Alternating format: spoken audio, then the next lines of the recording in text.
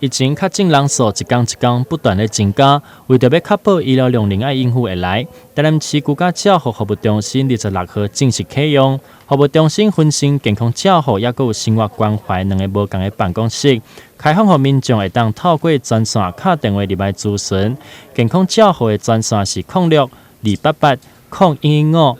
生活关怀的专线是06-390-1551。市府团队为着要应应疫情，做好全方面的服务，做伙共度难关。各位好朋友，我们今天为各位开箱，我们台南市因应这个启动居家照护的部分，我们的居家照护关怀中心的一个启动大家可以看到，这在我背后的这个居家关怀中心，有一些我们的医疗人员，还有医护人员还有一些合格的人员来做一个关怀。那基本上这个每天的那个身体状况的询问，有专业的医护人员来做。那这个初步启动是由4家医学中心，包括成大、奇美、市医，还有安南医院来启动。那第二步会启动区域医院，像郭中和等等。第3波会启动地区医院跟诊所来投入这个居家关怀照顾。但是除了这个医疗关怀之外，我们平常的包括物资的调度，关怀包，还有其他的这个人员的安排那这个部分我们还是有居家关怀中心在做统一调度。因应将来可能如果说每天有4万5万，那台南少不得也有500、800、1000的，那这样子的话，我们可能还是要这个启动，还有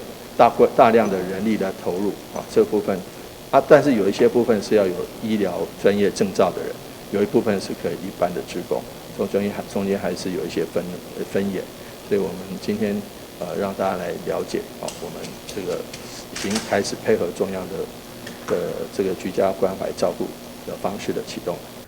居家照护中心会评估确诊者个案的健康状况，也有居家的环境，提供予市民朋友清楚明确是毋是会当居家照护。除了确诊者居家照护的部分，嘛提供一般的民众，若是有生活上的问题需要提问的时阵，嘛拢会当打电话到生活关怀需求的办公室，希望透过公部门的共同努力，会当予市民朋友更完善的服务。好，台南市政府呢，已经在今天开始成立了生活关怀服务专线。那请民众呢打0639015551这支电话。那我们现在目前呢，这支电话